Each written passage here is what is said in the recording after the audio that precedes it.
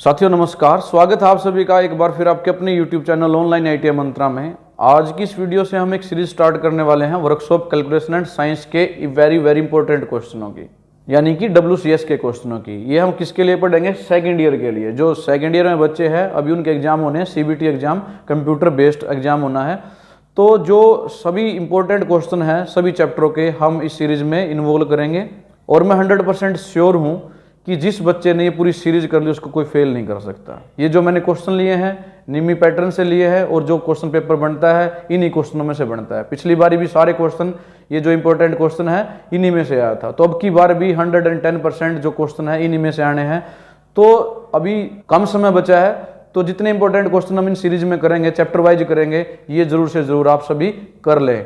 और वो सारे क्वेश्चन यहाँ वीडियो बना के सोल्व कराने का मेरा जो मकसद है वो ये है कि आप उन क्वेश्चनों को, उन सॉल्यूशनों को रटो नहीं। जो ऑप्शन है आप आंसर तो देख लोगे, रटोगे, लेकिन मैं यहाँ पर प्रत्येक क्वेश्चन को सोल्व कराऊंगा और आपके माइंड में ये भर दूंगा कि ये जो ऑप्शन है, ये जो आंसर है, यही क्यों आया।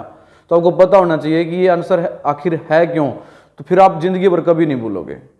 वैसे तो आप ये क्वेश्चन कहीं से डाउनलोड कर सकते हो और मैं भी दे दूंगा इसकी PDF। आप जो डिस्क्रिप्शन बॉक्स है उसमें मेरा टेलीग्राम लिंक है, वहाँ मिल जाएंगे, आप रट सकते हो। लेकिन रटा हुआ ज़्यादा दिन याद नहीं रहता। लेकिन यहाँ पे हम हर जो वीडियो आएगी उसमें 15 या 20 क्वेश्चन ही करेंगे और वो बिल्कुल गहराई से करेंगे। तो ये वीडियो 15-20 मिनट की होंगी, तो ये आप जरूर से जरूर देखें बेटा, जिनको पास होना है, अच्छे मार्क्स इसमें लेने हैं। और ये सेकेंड ईयर के लिए है, चाहे वो फिर आपकी इलेक्ट्रिकल ग्रुप है या मैकेनिकल ग्रुप है, सभी के लिए जो पेपर आता है वो कॉमन आता है, इसमें अलग अलग पेपर नहीं आता।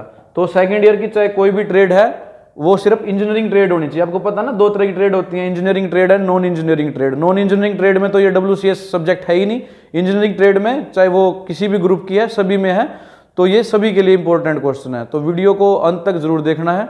अगर वीडियो पसंद आए तो प्लीज वीडियो को लाइक भी करना है और अपने दूसरे साथियों के साथ इस वीडियो को शेयर भी करना है, वो भी तब जब आपको वीडियो पसंद आए। तो इसमें हम आज पहला चैप्टर लेंगे, इसकी 2 वीडियो बनेंगी। आज 15 क्वेश्चन करेंगे और जो नेक्स्ट वीडियो है उसमें 15 क्वेश्चन करेंगे। तो जो चैप्टर है उसका आपका नाम है फ्रिक्शन। तो फ्रिक्शन को हिंदी में बोलते हैं घर्षण। तो आप सभी को पता होगा कि फ्रिक्शन होता है क्या, घर्षण होता है क्या। फिर भी मैं थोड़ा ओवरव्यू दे देता हूं। जब भी कोई वस्तु, कोई ऑब्जेक्ट किसी धरातल पर, सरफेस पर चलने की कोशिश करता है, मूव करने की कोशिश करता है, तो सरफेस क्या करता है, उस मूवमेंट के अगेंस्ट, उसकी विपरीत दिशा में उसको रोकने का प्रयास करता है। उसको मूवमेंट, उसकी मूवमेंट खोने नहीं देता, उसको क्या करता है, रोकने का प्रयास करता है। यानी कि अगर मान लिया कि ये है मेरे पास एक ऑब्जेक्ट है, मैं इसको अगर यहाँ इस सरफेस पे, हथेली पे मूव कराने की आगे कोशिश करूंगा तो मेरी फोर्स उस डायरेक्शन में है, तो सरफेस क्या करेगा, अपोजिट डायरेक्शन में इसको रोकने की कोशिश करेगा, अपोज करने की कोशिश करेगा। इसी फोर्स को हम क्या कहते हैं, फ्रिक्शन कहते हैं, फ्रिक्शनल फोर्स बोलते हैं और हिंदी में बोलते हैं घर्षण। और फ्रिक्शन का जो महत्व है वो हमारी जिंदगी में बहुत ज्यादा है। इसके फायदे भी हैं और नुकसान भी है। तो ये सभी चीजें हम डिस्कस करेंगे चैप्टर में। अभी हम सिर्फ क्वेश्चन देखेंगे और जिस क्वेश्चन में जो कॉन्सेप्ट आएगा उसको अच्छी तरह से देखेंगे। तो अभी पहला क्वेश्चन की तरफ चलते हैं। देखो, पहला जो क्वेश्चन है हमारा, वो क्वेश्चन है विच is the law of friction. भाई घर्षण का नियम कौन सा है? 4 आपको ऑप्शन दी गई हैं। पहली ऑप्शन है friction force is independent over the area and shape of A contacting surface. घर्षण बल क्षेत्र और संपर्क सतह के आकार पर स्वतंत्र है। और एक बात ध्यान रखना, ये पेपर जो कराऊंगा मैं हिंदी और इंग्लिश दोनों में कराऊंगा, तो चाहे बच्चा किसी भी लैंग्वेज का दोनों कर सकते हैं। सेकंड ऑप्शन है frictional force is inversely proportional to the normal reaction force. Third है frictional force act in the same direction of motion. Frictional force is not depend on the nature of the contacting surface. तो हम सभी option को discuss करते हैं। पहली option है frictional force is independent over the area and shape of contacting surface. जो घर्षण बल है, जो घर्षण की फोर्स है, वो उसके जो एरिया पे, जो कॉन्टैक्ट में आता है, शेप पे, उसके इंडिपेंडेंट होता है, यानी उस पर डिपेंड नहीं करता। तो इसका आंसर तो यही है। ऑप्शन तो क्या है, यही है इसकी। अब आगे क्यों नहीं है, ये आंसर क्यों नहीं है वो देखते हैं। Frictional force is inversely proportional to the normal force. नहीं, जो आपकी फ्रिक्शनल फोर्स F होती है वो नॉर्मल फोर्स के डायरेक्टली प्रोपोर्शनल होती है। क्या होती है? डायरेक्टली प्रोपोर्शनल होती है। हम फ्रिक्शनल फोर्स को F से डिनोट करते हैं और नॉर्मल फोर्स को N या R से डिनोट करते हैं। तो ये क्या होते हैं, डायरेक्टली प्रोपोर्शनल होते हैं। यहां लिखा इनवर्सली प्रोपोर्शनल, तो ये ऑप्शन में नहीं हो सकता, ये क्योंकि अनट्रू है, ये सच्ची बात नहीं है। थर्ड ऑप्शन है frictional force act in the same direction of motion. इसने कहा जो फ्रिक्शनल फोर्स है मोशन की डायरेक्शन में काम करती है। नहीं, अभी तो हमने बात करी थी कि वो क्या करती है, अपोजिट डायरेक्शन में, उसको पोज करती है, मोशन को क्या रोकने की कोशिश करती है। तो ये भी हमारा गलत हो जाएगा, सेम डायरेक्शन में नहीं, अपोजिट डायरेक्शन में वो कार्य करती है। नेक्स्ट ऑप्शन थी frictional force is not are depend upon the nature of the contacting surface. ये भी गलत है। जो हमारे घर्षण बल है, फ्रिक्शनल फोर्स है, वो डिपेंड करती है कि हमारा जो सरफेस है वो किस तरह का, जो कॉन्टेक्टिंग सरफेस है, जो कॉन्टेक्ट में आएंगे वो किस तरह का, खुरदरा है, चिकना है, किस तरह का सरफेस, उस पर डिपेंड करती है। लेकिन यहां लिखा है नॉट डिपेंड, तो वो क्या हो जाएगा, गलत हो जाएगा, ये इस पर डिपेंड करती है। तो हमारे जो ऑप्शन है, ये जो लॉ ऑफ फ्रिक्शन था वो क्या कहता है, frictional force is independent over the area and shape of the contacting surface. तो जो हमारा घर्षण बल है क्षेत्र से और संपर्क की जो सतह है कि उसके आकार पर स्वतंत्र है। तो इसका आंसर ये होना था। तो ऐसे ही हम सभी क्वेश्चनों को डिस्कस करेंगे, तो वीडियो को अंत तक जरूर देखना, और वीडियो पसंद आए तो प्लीज वीडियो को लाइक करना ना भूलें। नेक्स्ट क्वेश्चन देखते हैं। नेक्स्ट क्वेश्चन है what is the direction of frictional force against a motional object. उसने कहा है कि कोई भी मूविंग ऑब्जेक्ट है तो फ्रिक्शनल फोर्स किस डायरेक्शन में एक्ट करेगी। हालांकि इसको हम डिस्कस कर चुके हैं, फिर भी ऑप्शन में देख लेते हैं। पहले ऑप्शन है इंक्लाइन टू द ऑब्जेक्ट, वो वस्तु के किसी एंगल पे काम करेगी यानी कि इंक्लाइंड होगी। दूसरा opposite to the object, object के अपोजिट काम करेगी, उसके विपरीत काम करेगी। पैरेलल टू द ऑब्जेक्ट, वस्तु के पैरेलल काम करेगी, समानांतर काम करेगी। परपेंडिकुलर टू द ऑब्जेक्ट, या परपेंडिकुलर होगी ऑब्जेक्ट के। तो अब अभी हमने बात करी थी कि जो फ्रिक्शनल फोर्स होती है हमेशा वो क्या करती है, जो ऑब्जेक्ट मोशन में है उसके अपोजिट काम करती है। क्या करती है, अपोजिट काम करती है। मोशन अगर इस डायरेक्शन में है तो फ्रिक्शनल फोर्स उसके उल्टे इस डायरेक्शन में होगी। तो हमारा आंसर क्या हो जाएगा, B, opposite to the object. हमेशा ध्यान रखना जो फ्रिक्शनल फोर्स होती है वो मोशनल ऑब्जेक्ट के अपोजिट काम करती है, उसके सामने लगती है। ठीक है, तो इसका आंसर हो जाएगा हमारा बी।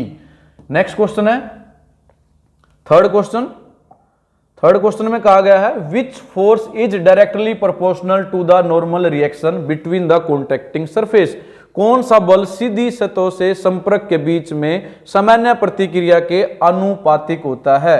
ऑप्शन आपके पास है pulling force, pushing force, frictional force या अलाइंड फोर्स।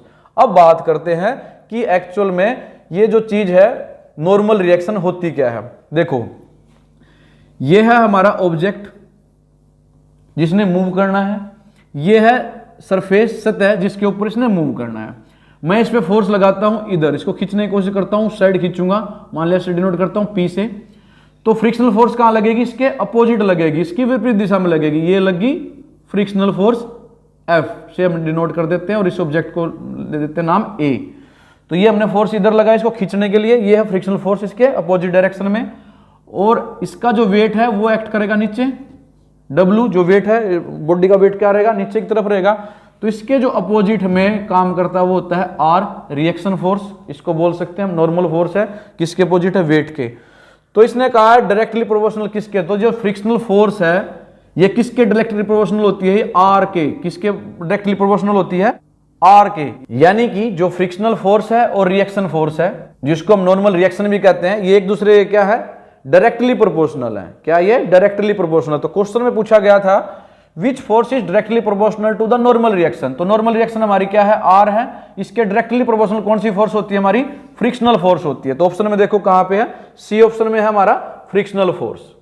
तो जो हमारी नॉर्मल रिएक्शन है या नॉर्मल फोर्स है वो किसके डायरेक्टली प्रोपोर्शनल होती है, फ्रिक्शनल फोर्स के। यहीं से इसका लाभ भी बनता है। कैसे, एफ जो प्रोपोर्शनैलिटी का साइन है इसको हम चेंज कर देते हैं म्यू में, तो एफ हो जाता है म्यू आर के बराबर। म्यू क्या है यहाँ पर, कोफिशिएंट ऑफ फ्रिक्शन, तो इससे डिनोट करते हैं। तो जब म्यू की वैल्यू क्या हो जाती है हमारी, अगर निकालनी हो तो एफ बाय आर। एफ क्या हमारा फ्रिक्शनल फोर्स, आर क्या है नॉर्मल रिएक्शन। इन दोनों का रेशियो क्या कहलाता है हमारा, म्यू कहलाता है, जिसको हम बोलते हैं कोफिशिएंट ऑफ फ्रिक्शन। ये भी इंपॉर्टेंट है, ये फार्मूला काफी इंपॉर्टेंट है, न्यूमेरिकल में भी इसका यूज होता है। नेक्स्ट क्वेश्चन देखते हैं। नेक्स्ट क्वेश्चन है Which one of the following act in between the wheels and roads if vehicle are able to run on the road। ये कहता है यदि वाहन सड़कों पर चलने में सक्षम है तो पहियों और सड़कों के बीच में निम्न में से कौन कार्य करता है। नीचे क्या दिया गया है, चार ऑप्शन दी गई हैं। ये कह रहा है कि जब भी आपकी कोई गाड़ी है, व्हील है, रोड के ऊपर चलते हैं तो इनके बीच में क्या चीज होती है, क्या काम करती है। पहला ऑप्शन है फ्रिक्शन, कोरोजन, इरोजन या मोशन। तो इनके बीच में क्या काम करती है, फ्रिक्शन। फ्रिक्शन की वजह से ही हमारी जो गाड़ियां हैं वो चल पाते हैं सड़क के ऊपर, रोड के ऊपर। तो इन दोनों के बीच में क्या काम करता है, फ्रिक्शन काम करता है। तो ये इसका आंसर हो जाएगा ए। नेक्स्ट क्वेश्चन है फिफ्थ क्वेश्चन। इसमें कहा गया विच इज यूजफुल फ्रिक्शन, कौन सा उपयोगी घर्षण है। यानी कि जो चार ऑप्शन है इनमें से कौन सा हमारे काम का घर्षण है, उपयोगी कौन सा है। पहले ही मैंने बताया था कि जो हमारा फ्रिक्शन है, घर्षण है, उसके फायदे भी हैं, नुकसान भी। तो ये फायदे वाले घर्षण के बारे में पूछा गया। ऑप्शन देखो भी, rings in the cylinder, cylinder में जो छल्ले होते हैं रिंग, उसके वो यूजफुल है या नहीं। Crank shaft bearing, wheel hub bearing, brake shoe lining. अब देखो जो रिंग्स होती हैं सिलेंडर में, उनके बीच में फ्रिक्शन होता है, तो ये उपयोगी कैसे हो सकता है। आपने सुना होगा ना, उसके छल्ले हैं जो रिंग है वो डलेंगी सिलेंडर में। कई बारी जो बाइक है या गाड़ियां हैं उनके जो रिंग है वो घिस जाते हैं, किसके कारण, फ्रिक्शन के कारण। ये तो उपयोगी नहीं हो सकता, ये तो नुकसान होता है हमारा, रिंग घिसते हैं फ्रिक्शन की वजह से। दूसरा क्रैंक शाफ्ट बियरिंग, बियरिंग मतलब जो क्रैंक शाफ्ट घूमती है उसके बीच में हम लगाते हैं बियरिंग, वो भी क्या है, टाइम के साथ क्या होता है, घिसता है, किसके कारण, फ्रिक्शन के कारण। तो ये भी उपयोगी कैसे हो सकता है, नहीं हो सकता। नेक्स्ट क्या है, व्हील हब बियरिंग। इसमें भी जो बियरिंग होती है व्हील के अंदर, वो भी क्या होती है, घिसती हैं, किसके कारण, फ्रिक्शन के कारण। हमें चेंज करनी पड़ती है बार बार, कॉस्ट पड़ती है। तो ये भी हमारे लिए फायदेमंद कैसे हो सकता है। नेक्स्ट है ब्रेक शू लाइनिंग। यस, ये फायदेमंद हो सकता है। क्यों, अगर जो ब्रेक हम लगाते हैं उसके ऊपर लाइनिंग नहीं होगी, उसके बीच में फ्रिक्शन नहीं होगा, ब्रेक ही नहीं लगेंगे। ब्रेक नहीं लगेंगे तो गाड़ी नहीं रुक पाएगी। तो गाड़ी को रोकने के लिए इसके बीच में फ्रिक्शन क्या होना जरूरी है, होना जरूरी है। तो ये हमारे लिए फायदे वाला फ्रिक्शन है। तो हमारे ऑप्शन क्या हो जाएगी, ब्रेक शू लाइनिंग। पूछा ही यूजफुल फ्रिक्शन कौन सा है, तो जो ब्रेक शू लाइनिंग वाला फ्रिक्शन है ये हमारे लिए फायदे का फ्रिक्शन है, यूजफुल है। तो ऐसा क्वेश्चन भी आ सकता है। नेक्स्ट क्वेश्चन देखते हैं। नेक्स्ट क्वेश्चन है विच इज वेस्टफुल फ्रिक्शन। क्या कहा गया है, वेस्टफुल, कौन सा बेकार घर्षण है। अभी पिछले में पूछा था यूजफुल, यहां पूछा बेकार। जो बेकार है हमारे लिए कोई उपयोगी नहीं, उसके बारे में। फर्स्ट है rear axle gear. Rear axle मतलब जो पिछले व्हील होते हैं, एक्सल होते हैं, उनके जो गियर है उसमें। Tyres on the floor, brake shoe lining, clutch lining. अब देखो ब्रेक शू लाइनिंग तो पड़ी थी, ये तो हमारा फायदे का, तो ये तो आंसर नहीं हो सकता इस क्वेश्चन का, क्योंकि यहाँ तो वेस्टफुल के बारे में पूछा है। क्लच लाइनिंग, अगर क्लच के ऊपर लाइनिंग नहीं होगी तो अब जब क्लच को प्रेस करोगे तो वो काम ही नहीं करेगी, तो ये भी हमारा वेस्ट नहीं है, फायदे का है। टायर ऑन द फ्लोर, ये भी अगर टायर और हमारे फ्लोर के बीच में फ्रिक्शन नहीं होगा तो गाड़ियां नहीं चल पाएंगी, तो ये भी हमारा फायदे का, वेस्टफुल नहीं है। रियर एक्सल गियर, यस, ये हमारा नुकसान है, वेस्टफुल है। जो रियर एक्सल होता है उसमें जो गियर होता है वो चलने की वजह से उनके बीच में फ्रिक्शन होता है और फ्रिक्शन की वजह से वो घिसता है, तो वो हमें बार बार चेंज करना पड़ता है कुछ टाइम के बाद। तो ये वेस्टफुल है, बेकार घर्षण है। तो हमारा आंसर ये हो जाएगा। तो इस तरह क्वेश्चन वो पूछ सकता है एग्जामिनर, वेस्ट के बारे में या यूजफुल फ्रिक्शन के बारे में। तो ये ऐसे हमें करना है। नेक्स्ट क्वेश्चन देखते हैं। नेक्स्ट क्वेश्चन है seventh question, which depend on the frictional force. घर्षण बल पर कौन सा निर्भर करता है, इनमें से क्या निर्भर करता है फ्रिक्शनल फोर्स पे। ऑप्शन देख लेते हैं। Types of metal, contact surface, quantity of the contacting metals या क्वालिटी ऑफ मेटल। जो फ्रिक्शनल फोर्स है इनमें से ना तो टाइप ऑफ मेटल पे डिपेंड करता, ना क्वांटिटी पे करता, ना क्वालिटी पे करता। किस पे डिपेंड करता है, उनके बीच के जो कॉन्टेक्ट है, संपर्क कितना है उनके बीच में, संपर्क पे, कॉन्टेक्ट पे डिपेंड करता है क्या, फ्रिक्शनल फोर्स। तो हमारा आंसर क्या हो जाएगा, कॉन्टेक्ट सरफेसेज। नेक्स्ट क्वेश्चन देखो। नेक्स्ट क्वेश्चन है how coefficient of friction is expressed. की जो कोफिशिएंट ऑफ फ्रिक्शन है जिसको म्यू से डिनोट करते हैं, अभी बात करी थी हमने, म्यू होता है, इसको डिनोट करते हैं हम कोफिशिएंट ऑफ फ्रिक्शन को दर्शाने के लिए। ये कैसे एक्सप्रेस किया जाता है, it is expressed as the ratio of force and area. क्या इसको हम फोर्स अपॉन एरिया से डिनोट करते हैं या एक्सप्रेस करते हैं। It is the ratio between frictional force, frictional force मतलब F, एंड नॉर्मल रिएक्शन यानी कि R। नेक्स्ट देखते हैं, it is the ratio between normal reaction यानी कि R and the mass of the object, M से डिनोट करते हैं। या it is the expressed as the ratio of weight W and normal reaction. तो चार हमारे पास ऑप्शन होगी। इसने पूछा कि किससे हम इसको एक्सप्रेस करते, डिनोट करते हैं। अभी हमने डिस्कस किया था कि जो हमारा F होता है फ्रिक्शनल फोर्स, किसके डायरेक्टली प्रोपोर्शनल होती है, R के, यानी कि नॉर्मल रिएक्शन के। तो जो ये प्रोपोर्शनलिटी का साइन है, इसको हटाने के लिए हम क्या यूज करते हैं, म्यू का प्रयोग करते हैं, और इस म्यू को ही बोलते हैं कोफिशिएंट ऑफ फ्रिक्शन। तो यहां से म्यू क्या आ जाएगा, म्यू बराबर है यार इसके नीचे आ जाएगा एफ बाय आर। तो ये एफ बाय आर से हम इसको एक्सप्रेस करते हैं। अब ये देखो कहां है, तो आप देख सकते हो कि जो B है, it is the ratio between frictional force यानी कि F एंड R। तो यही हमारा क्या हो जाएगा, आंसर हो जाएगा। जो कोफिशिएंट ऑफ फ्रिक्शन है इसको हम डिनोट करते हैं या एक्सप्रेस करते हैं F बाय R से, इन दोनों के रेशियो से। तो उम्मीद है आप लोगों को वीडियो पसंद आ रही होगी, आपको सारे क्वेश्चन अच्छी तरह समझ में आ रहे होंगे। अगर वीडियो पसंद आ रही तो प्लीज़ वीडियो को लाइक जरूर कर दें। आपके लाइक से मुझे मोटिवेशन मिलता है और नई वीडियो मैं उतने ही अच्छे तरीके से बनाने की कोशिश करता हूं। तो प्लीज़ वीडियो को लाइक जरूर कर दें। नेक्स्ट क्वेश्चन पे चलते हैं। 9th क्वेश्चन है, what is the formula to find coefficient of friction. अब जो पिछला क्वेश्चन था उसी को दूसरे तरीके से पूछा, उसमें पूछा गया था एक्सप्रेस कैसे करते हैं, यहां पूछा गया है उसके लिए फार्मूला क्या है। तो आपको पता है जो म्यू का फॉर्मूला है वो क्या आया था, एफ बाय आर आया था, frictional force and normal reaction के बीच का रेशियो था। अब ऑप्शन में देख लेते हैं, म्यू बराबर एफ इंटू डब्ल्यू, ये नहीं है। म्यू बराबर डब्ल्यू बाय एफ, ये भी नहीं है। म्यू बराबर आर बाय डब्ल्यू, ये भी नहीं है। नेक्स्ट है म्यू बराबर एफ बाय डब्ल्यू, तो ये तो ऑप्शन में आपको मिला ही नहीं, तो ये तो ऑप्शन सारी गलत है। लेकिन ऐसा नहीं है। अब इसको कैसे सोल्व करते वो देखो। अभी हमने एक डायग्राम बनाया था ऐसे करके, ये हमारा ऑब्जेक्ट है जिसको मूव कराना है। इधर हमने फोर्स लगाई थी पी, इसको सॉरी पी है ये पी, इसको इधर खींचने के लिए। तो यहां से इसके अपोजिट में लगेगी फ्रिक्शनल फोर्स एफ, यहां एक्ट करता है हमारा आर, और नीचे क्या करता है वेट। वेट किसके बराबर है, आर के बराबर होता है, एफ पी के बराबर होता है, अपोजिट है दोनों। तो अब ऑप्शन में देखो एफ बाय डब्ल्यू दिया गया है, डब्ल्यू मतलब वेट, वेट किसके बराबर है, आर के। तो हम आर को क्या लिख सकते हैं, डब्ल्यू भी लिख सकते हैं, एफ बाय डब्ल्यू। तो ये कंफ्यूज करने के लिए दे रखा था ये ऑप्शन में। तो हमारा आंसर क्या हो जाएगा, डी हो जाएगा, म्यू बराबर एफ बाय डब्ल्यू। डब्ल्यू यहाँ पर वेट है जो कि हमारे नॉर्मल रिएक्शन के बराबर होता है, उसके अपोजिट होता है। ठीक है, नेक्स्ट क्वेश्चन करते हैं। नेक्स्ट क्वेश्चन आपका 12th question, which symbol is use to denote the coefficient of friction. Very very simple. उसने पूछ लिया कि जो आपका कोफिशिएंट ऑफ फ्रिक्शन है उसके डिनोट करने के लिए क्या यूज करते हो आप, अल्फा यूज करते हो, म्यू यूज करते हो, बीटा करते हो, गामा करते हो। एक क्वेश्चन तो हमने कर लिया, आप ही बताओ इसका आंसर क्या होगा। यस, क्या आंसर होगा, म्यू।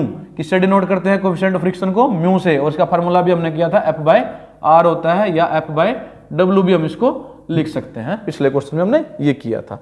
तो किससे डिनोट करते हैं, म्यू से डिनोट करते हैं। काफी सिंपल क्वेश्चन है। नेक्स्ट देखते हैं 11th question, what kind of friction is called two object, sorry एक मिनट देखते हैं, what kind of friction is called if two objects are in contact at rest. यदि दो वस्तुएं विराम के समय संपर्क में हो तो किस प्रकार का घर्षण कहलाएगा। यानी कि कभी जो वस्तु है वो सरफेस के ऊपर रखी हुई है, मूव नहीं कर रही है, तो उनके बीच में भी तो क्या होता है, फ्रिक्शन होता है। वो किस तरह का फ्रिक्शन है उसके बारे में आपने बताना है। तो ऑप्शन आपके पास है, क्या वो स्लाइडिंग फ्रिक्शन है, रोलिंग फ्रिक्शन है, या स्टैटिक फ्रिक्शन है, या एंगुलर फ्रिक्शन है। चारों डिस्कस कर लेते हैं क्योंकि क्वेश्चन दूसरी तरीके से पूछ सकता है। स्लाइडिंग, जब स्लाइड करता है, जैसे मान लिया मेरे पास ऐसे स्लोप में कोई सरफेस है और इसके ऊपर कोई ऑब्जेक्ट है, ये कैसे है, ऐसे घिसरता हुआ आएगा, स्लाइड करता हुआ आएगा, इस तरह के फ्रिक्शन को क्या बोलते हैं, स्लाइडिंग। लेकिन यहाँ तो रेस्ट की बात है, मोशन की तो ऑप्शन नहीं हो सकती। दूसरा रोलिंग फ्रिक्शन, रोलिंग मतलब जो आपका मान लिया मेरे पास जो ऑब्जेक्ट है ये है, इसके नीचे कोई सर्कुलर चीज लगी, जैसे पहिए लगे हुए हैं गोल सर्कुलर, तो इसको जब मोशन आएगा इसका, उस मोशन को क्या कहेंगे हम, रोलिंग मोशन उसको बोलेंगे। थर्ड है स्टैटिक, स्टैतनिक, यानी कि स्टैटिक का मतलब रुका हुआ, जो चीज रुकी हुई है। तो यही तो पूछा है, two object are in contact at rest, रुके हुए हैं, विराम अवस्था में है, तो उनके बीच में जो फ्रिक्शन होगा वो क्या कहलाएगा, स्टैटिक फ्रिक्शन कहलाएगा। हमारा आंसर ये होना था। स्लाइडिंग के बारे में आप समझ चुके कैसे होगा। रोलिंग ये होता है, एंगुलर यानी कि किसी एंगल पे जो आपका फ्रिक्शन लगता है उसमें, उसको बोलेंगे हम एंगुलर फ्रिक्शन। तो लेकिन इस क्वेश्चन का जो आंसर था वो क्या था, स्टैटिक फ्रिक्शन। जब दो ऑब्जेक्ट कॉन्टैक्ट में है और रेस्ट में है तो उनके बीच में जो फ्रिक्शन होगा वो क्या कहलाएगा, स्टैटिक कहलाएगा। नेक्स्ट क्वेश्चन 12th क्वेश्चन है, विच इज द करेक्ट स्टेटमेंट, सही कथन कौन सा है। इनमें से 4 स्टेटमेंट आपको दी गई, ये बताना है कि सही कौन सा है इसमें से? फर्स्ट है limiting friction is equal to sliding friction. अभी हमने बात करी थी स्लाइडिंग फ्रिक्शन क्या होता है, तो उसने पूछा है कि लिमिटिंग फ्रिक्शन किसके बराबर होता है? स्लाइडिंग फ्रिक्शन के बराबर होता है। क्या ये सही है? दूसरा है rolling friction is more than the sliding friction. जो रोलिंग फ्रिक्शन होता है वो स्लाइडिंग फ्रिक्शन से ज्यादा होता है। या sliding friction is always less than the limiting friction. क्या स्लाइडिंग फ्रिक्शन लिमिटिंग फ्रिक्शन से कम होता है? और लास्ट ऑप्शन उसने बताइए limiting friction is always less than the sliding friction. अब जितने फ्रिक्शन है उनको डिस्कस कर लेते हैं। सबसे पहले उसने लिमिटिंग फ्रिक्शन की बात करी है, तो ये समझो क्या होता है। जब भी कोई ऑब्जेक्ट रेस्ट में है, आप इसे फोर्स लगाते हो मूव कराने के लिए, तो जैसे एक एग्जांपल ये ले लेते हैं, ये तो मैं थोड़ी सी फोर्स इस पे लगाता हूं, लेकिन फोर्स तो मैंने लगा दी, लेकिन ये मूव नहीं करी, थोड़ी सी लगाई मैंने। या बड़ा ऑब्जेक्ट होगा, ज्यादा लगाने के बाद भी मूव नहीं करेगी, तो ये मूव नहीं करी, थोड़ा सा और लगाऊंगा, मूव नहीं करी। क्यों नहीं की? क्योंकि फ्रिक्शन है, फ्रिक्शन अपोजिट डायरेक्शन में इसको अपोज कर रहा है, रोक रहा है। लेकिन एक लिमिट के बाद जब मैं इस पर थोड़ा ज्यादा प्रेशर लगा दूंगा, फोर्स लगा दूंगा, तो ये मूव करना स्टार्ट हो जाएगी।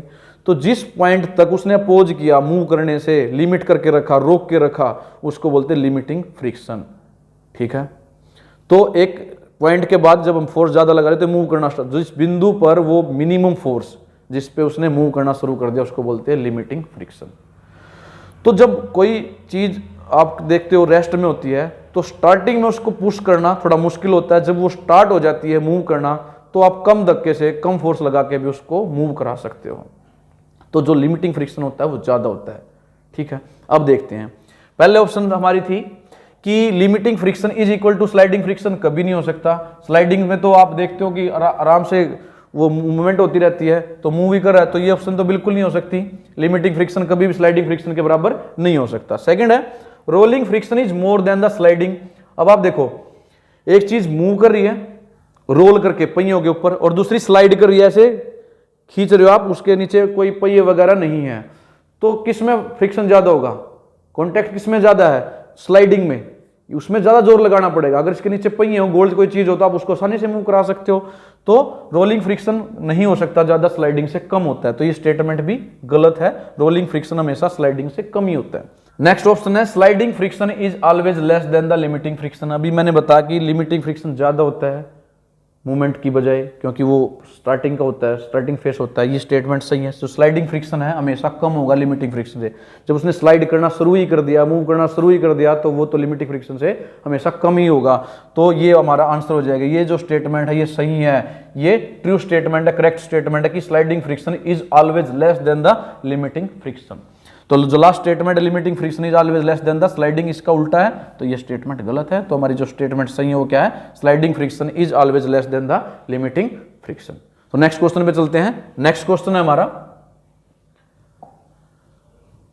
विच is the formula to find the force if the object is just move up the plane. यदि वस्तु केवल समतल की ओर जा रही है तो बल को ढूंढने का सूत्र क्या? अगर आपकी कोई चीज मूव कर रही है, किसके ऊपर मूव कर रही है? सरफेस के ऊपर, तो जो फोर्स है वो निकालनी है, तो कैसे निकलेगी? उसके लिए आपको 4 ऑप्शन दी गई फार्मूले की। तो ये फार्मूला जो ड्राइव होता है इसके लिए वो होता है हमारा सी, जो ऑप्शन है हमारी ये, यानी कि W into sine theta plus में फाई अपून में साइन फाई। तो हमारा आंसर क्या होगा? सी होगा। ये थोड़ा सा लेंथी क्वेश्चन है, इसको ड्राइव करना पड़ता है, इसको आप याद रख सकते हो। जब वो जस्ट मूव कर रही है अप, कहां? ऊपर की तरफ, तो यह प्लस का साइन होता है, जब डाउन करता है तो माइनस का साइन आता है। तो यहां अप के बारे में पूछा गया, तो हमारा ऑप्शन हो जाएगा सी। नेक्स्ट क्वेश्चन देखते हैं, 14th क्वेश्चन। 14th क्वेश्चन में कहा गया विच is the angle is called angle of friction. इनमें से कौन से एंगल को एंगल ऑफ फ्रिक्शन कहा जाता है, घर्षण का कोण कहा जाता है? ऑप्शन आपके पास है FOS, यानी कि FOS, इसके बीच में जो कोण है इसको बोलते हो एंगल ऑफ फ्रिक्शन, या ROS को ROS, या इस कोण को बोलते हो, या POS को POS यहां से यहां तक है, यहां से यहां तक है, इस कोण को बोलते हो, या ROF को, R कहां है? ये यहां तक R ले लेते हैं, ROF ये कोण। तो इनमें से बताना कि जिस मैंने कोण जो भी मार्क किए हैं अभी, इनमें से किस कोण को हम एंगल ऑफ फ्रिक्शन कहते हैं? तो एंगल ऑफ फ्रिक्शन कहा जाता है ROS को। ये जो कोण बनता है यहां पर थीटा, इसको क्या बोलते हैं? Angle of friction. इसको हम ROS भी कह सकते हैं, SOR भी कह देते हैं। तो ये जो एंगल है इसको हम बोलते हैं एंगल ऑफ फ्रिक्शन, घर्षण का कोण। तो हमारा आंसर क्या हो जाएगा, बी हो जाएगा, ROS। तो ये जो हमारा कोण बना हुआ है ये क्या है, angle of friction. Next question देखते हैं, आज का लास्ट क्वेश्चन, 15th क्वेश्चन।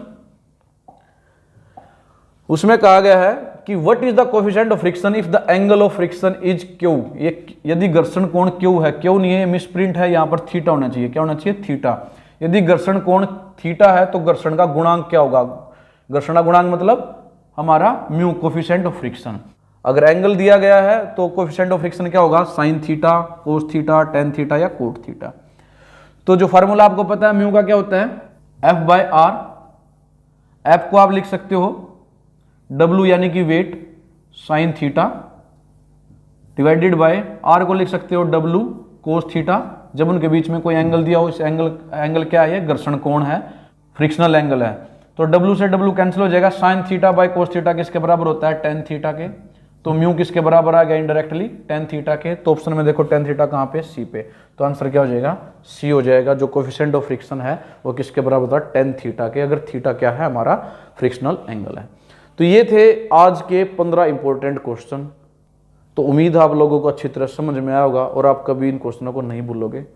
तो अगर आप लोगों को वीडियो पसंद आया तो प्लीज़ वीडियो को लाइक करें, और कोई बच्चा इस चैनल पर नया है तो प्लीज़ चैनल को भी सब्सक्राइब कर ले, नोटिफिकेशन ऑन कर ले। ये पूरी सीरीज में लेके आऊँगा, जितने भी चैप्टर हैं आपके सेकेंड ईयर में, सभी चैप्टर को मैं ऐसे ही पढ़ाऊँगा। और मुझे पक्का भरोसा है कि जो सारे क्वेश्चन इन्हीं में से आएंगे, हर बारी इन्हीं क्वेश्चनों में से आते हैं। तो यही क्वेश्चन कर लोगे तो भी आप अच्छे मार्क्स प्राप्त कर लोगे। तो धन्यवाद आप सभी का वीडियो देखने के लिए, और जल्द ही मिलेंगे हम नई वीडियो के साथ, दूसरी वीडियो के साथ। ये पहली वीडियो है, आप इसको अच्छी तरह से देख लो। कोई दिक्कत आती है तो मेरा जो कॉन्टैक्ट नंबर है डिस्क्रिप्शन बॉक्स में मिल जाएगा। पहले जो स्टार्ट हुई थी वीडियो वहाँ स्क्रीन पे भी लिखा हुआ था, अब भी लिखा होगा स्क्रीन पर। इस नंबर पे व्हाट्सअप भी कर सकते हो, पूछ सकते हो कोई क्वेश्चन अगर आपके मन में कोई डाउट होता है तो। धन्यवाद आप सभी का, जल्दी मिलेंगे नेक्स्ट वीडियो में।